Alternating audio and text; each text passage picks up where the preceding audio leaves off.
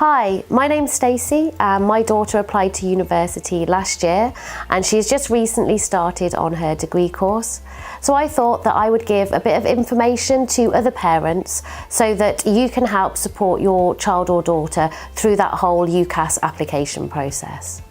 So Bronte's application to university was all done through UCAS. UCAS is the University and College Admissions Service, and they're responsible for managing everyone's applications, and they will forward those applications onto the university or universities that your son or daughter has applied to. UCAS also have lots of really useful information and advice on their website. So when Bronte was looking for a course, she knew that she was interested in media, but she didn't really know what courses were available. But a quick search on UCAS brought up hundreds of different media courses, such as media and journalism, creative media. So it showed her exactly what choices she could have, what was available for her out there. So that was really useful for Bronte, for her to be able to see what choices she had and narrow down exactly what course it was that she wanted to do. The whole UCAS application process was actually quite easy and it wasn't as hard as Bronte and I thought it was going to be. The first thing Bronte had to do was register, so we searched for the UCAS website.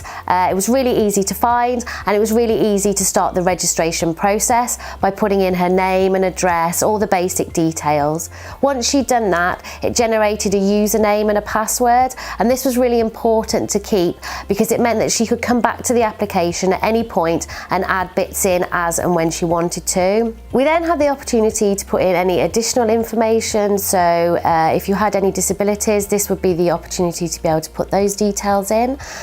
We also then did education. So Bronte inputted her GCSE results that she already had and also her predicted A-level grades as well. Bronte also put the details down of the part-time job she'd had while she was at college. If your son or daughter has had a gap year, then this is also the opportunity for them to put down any full-time work that they did in that period of time. Once you've filled in all that information, you then move on to your choices.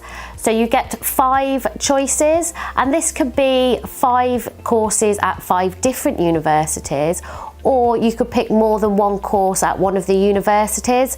So for example, Bronte applied to 4 universities. However, one of those universities, she actually applied for 2 media related courses, so that made up her 5 choices.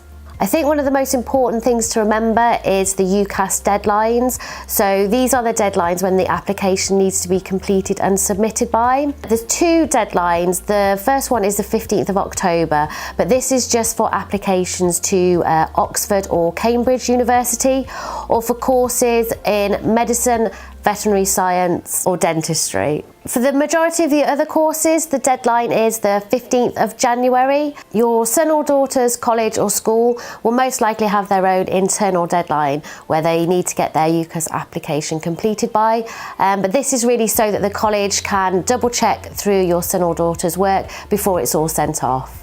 When your son or daughter is looking at making those final choices for their course at university, I can't really recommend enough how important it is to go along to open days. I know for Bronte it was really important because she got a lot of really useful information about the courses that she was considering, and this helped her narrow down her choices as far as the course was concerned. But also it was really nice to get a feel for the university as well. It was nice for Bronte to feel comfortable and happy in a place that she would be spending the next few years. The final section of the UCAS application is the personal statement, and this is a really important part of the whole application.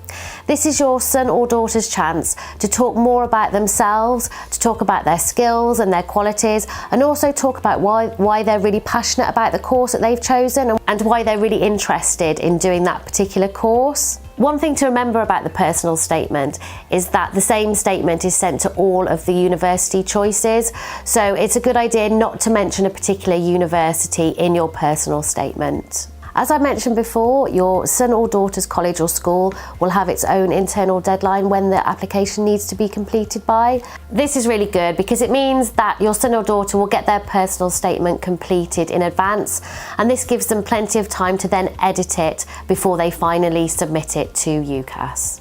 Thank you for watching, and I hope you found that information useful, and when your son or daughter comes to start their UCAS application, then you'll be able to support them with the bit of knowledge that you've got and make it an easier process for them.